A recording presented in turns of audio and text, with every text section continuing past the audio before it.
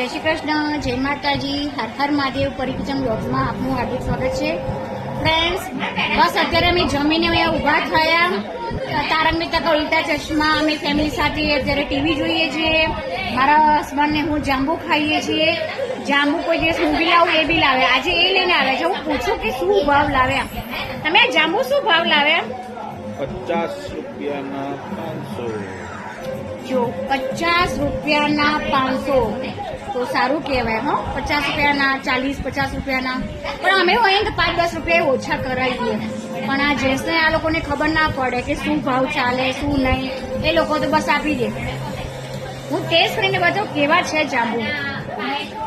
વાવ, મીઠા છે. બાકી સરસ લાવ્યો. શાબાશ, જાંબુ સરસ લાવ્યા. બાકી જલ્દી આ લોકોને શાકભાજી કે ફ્રૂટ જલ્દી કંઈ સારું લેતા ના આવડે. રોજ જે રેગ્યુલર લેતા હોય ને એ લોકોને બધું લેતા આવડે.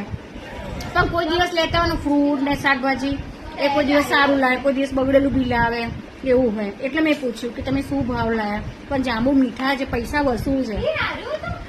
તો જય શ્રી કૃષ્ણ, જય માતાજી, હર હર મહાદેવ. બસ હું જાંબુ ખાઈ લઉં. હો.